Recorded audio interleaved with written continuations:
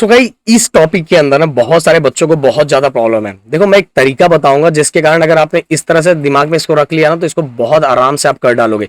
ये बस आपको ये डायग्राम की प्रैक्टिस करके रखनी है कि किसके अंदर क्या क्या और कहाँ कहाँ है। जैसे अगर मैं बताऊं तो अगर आप देखो, पहले ये टॉपिक के अंदर है क्या, पहले ये मैं बताता हूँ। सबसे पहले हमने एल्टीट्यूड पे जी फाइंड किया, देन डेप्थ में फाइंड किया, आज हम लैटिट्यूड पे फाइंड करने वाले। कहने का मतलब क्या है? कहने का मतलब ये है कि अर्थ के इस पॉइंट पे जी की वैल्यू कितनी होगी वो मुझे फाइंड करना है। देखो हमारा जो फाइनल रिजल्ट होगा इस पॉइंट का फाइंड करना है, इसलिए हमने जी ऑफ डैश ले लिया। क्या ले लिया? जी ऑफ डैश।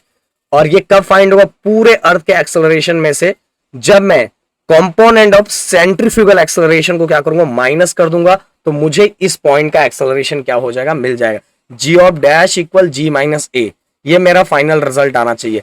और यही सब की वैल्यू को क्या करना है? मुझे माइनस करना। देखो ये अगर आपको ये याद है ना, ये वाला टर्म याद है तो भाई आपके ये मार्क्स एग्जाम में बैठ गए। बहुत सारे बच्चे बोल रहे थे कि सर ये थोड़ा दिमाग पे से जा रहे हो, तो इसके अंदर मैं आपको ट्रिक बता रहा हूं कि इसको कैसे दिमाग में रखना है। ओके, ये चैप्टर के अंदर मैं आपको ट्रिक बता रहा हूँ, झटके में, एक झटके में। देखो बस ये याद रखो, देखो कैसे मैं करता हूँ, ये याद रखा आपने?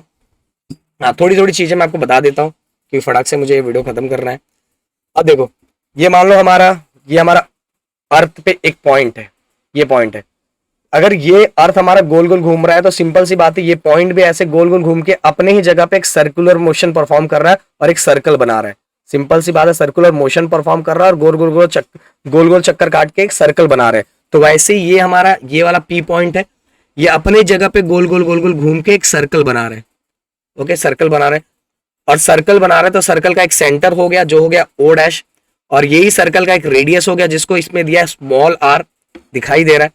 अब आप देखोगे कि ये वाला जो दिखाई, ये लाइन जो कैपिटल आर दिया हुआ, ये पूरे अर्थ का रेडियस है। क्या है? रेडियस। समझ में आया? अब ये रेडियस जहां तक पॉइंट पी है, जिस पॉइंट तक मैंने लिया, जिस पॉइंट का मुझे फाइंड करना है, और ये वाला रेडियस, दोनों के बीच में एंगल है जिसको मैंने लिया है पाए। अगर ये पाए है, अब देखो ये वाला, ये पॉइंट से ये सेंटर जो हमारा पॉइंट जो एक सर्कल बना रहा था तो उसका रेडियस, इसको भी अगर हमने ज्वाइन कर दिया तो ये क्या बन गया? एक जेड बन गया। अगर जेड बन गया तो अगर ये पाए है तो ये भी क्या हो गया? पाए, क्योंकि alternate angle.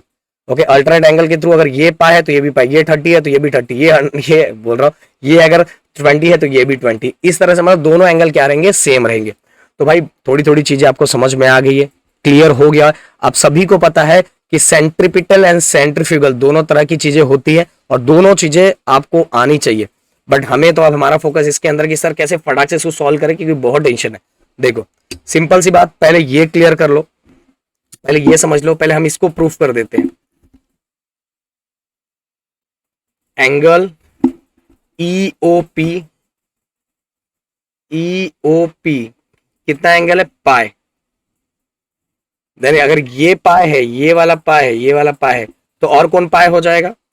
Therefore angle O O O P O dash, O P O dash भी क्या हो जाएगा?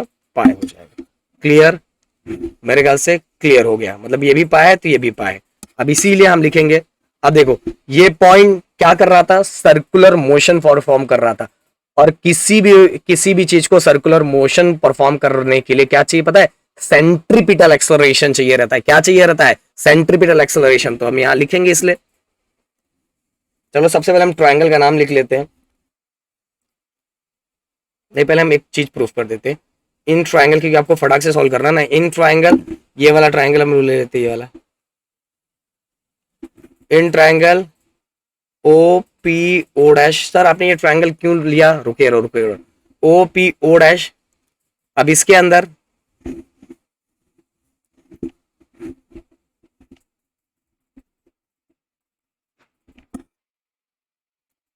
अब देखो ये पॉइंट है, ये वाला पॉइंट, इस वाले पॉइंट सर्कुलर मोशन परफॉर्म कर रहा है। तो सर्कुलर मोशन परफॉर्म करने के लिए क्या चाहिए उसको?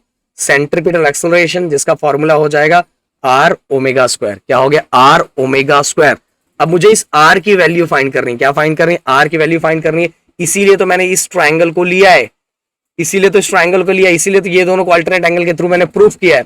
तो मुझे इस आर की वैल्यू चाहिए। अब यहां मैं अप्लाई करूंगा कॉस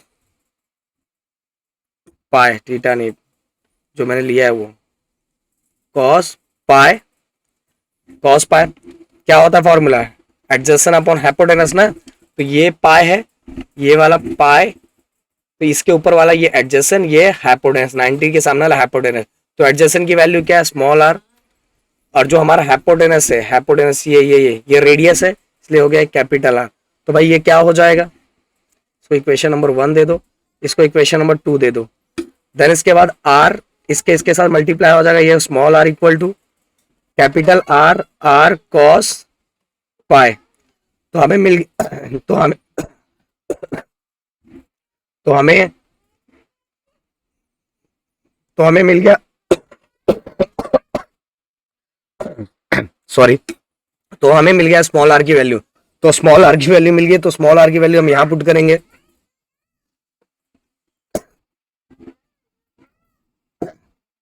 स्मॉल आर की वैल्यू हम यहां पुट करेंगे, तो हमें पूरी तरह से सेंट्रीपिटल एक्सेलरेशन की वैल्यू मिल जाएगी, पूरी तरह से सेंट्रीपिटल एक्सेलरेशन की वैल्यू मिल जाएगी, क्योंकि आप सभी को मैंने स्टार्टिंग में बता दिया था कि सेंट्रीपिटल एक्सेलरेशन के अगर किसी बॉडी को सर्कुलर मोशन परफॉर्म करना है तो उसको सेंट्रीपिटल फोर्स चाहिए, तो हमने उसका फॉर्मूला लिखा, पर इस आर की वैल्यू निकालने के लिए हमने यहाँ कॉस पाई की वैल्यू लिखी।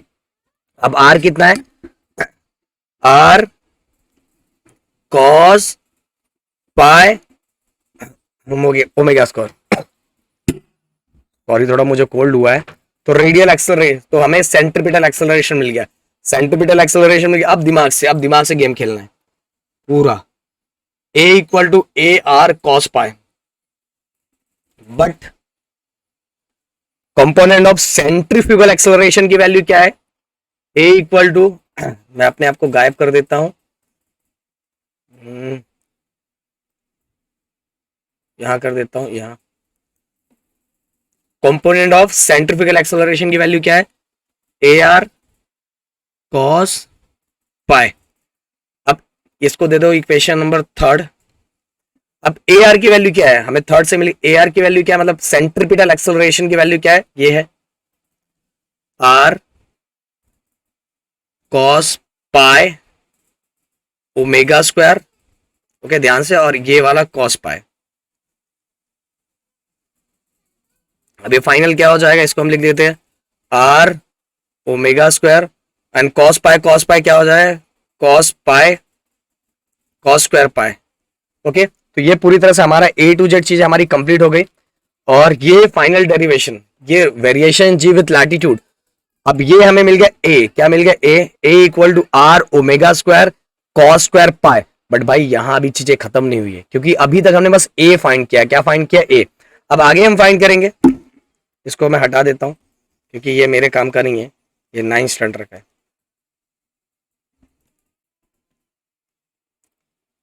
तो अब हम फाइंड करेंगे, क्योंकि मैंने बताया था कि अगर मुझे नया एक्सेलरेशन फाइंड करना है, क्या फाइंड करना है, नया एक्सेलरेशन, तो उसको मैंने जी डैश लिया, क्या लिया, जी डैश। अब जी डैश लिया है, अब मुझे पूरे अर्थ का एक्सेलरेशन क्या होता है, जी होता है, क्या होता है, जी होता है ना, और जो एक्सेलरेशन उस पॉइंट का मुझे फाइंड करना है, उस पॉइंट का, किस पॉइंट का, जिस पॉइंट का मैंने ये तो उसमें से मुझे क्या क्या माइनस करना पड़ेगा, सेंट्रीफ्यूगल एक्सेलरेशन। बहुत सारे लोग इसमें कंफ्यूज करते हैं और बहुत लोग ये वाले टॉपिक को स्किप करते हैं, पर आप नहीं करोगे। तो ए को हमने माइनस किया, अगर आप फाइनल रिजल्ट लिखना चाहते हो तो जे जी माइनस ए की वैल्यू हमें ऑलरेडी हमने लिख दी है, क्या है, R omega square cos square pi, R omega square cos square pi. ये हो गया हमारा कंप्लीट डेरिवेशन, किसका कंप्लीट डेरिवेशन, हमारा उस पॉइंट पी पॉइंट का। तो अगर हम इस जी में से R omega square cos square pi की वैल्यू को माइनस करेंगे तो हमें उस पॉइंट का एक्सेलरेशन टू डू ग्रेविटी मिल जाएगा।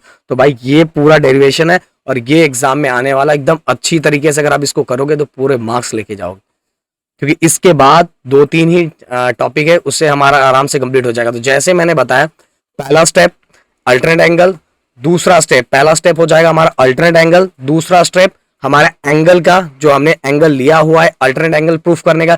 जैसे हमने अल्टरनेट एंगल प्रूफ कर दिया, उसके बाद हम देखेंगे कि उस पॉइंट को सर्कुलर मोशन परफॉर्म करवाने के लिए क्या चाहिए, रेडियल एक्सेलरेशन। तो रेडियल एक्सेलरेशन का हमने फॉर्मूला लिख दिया।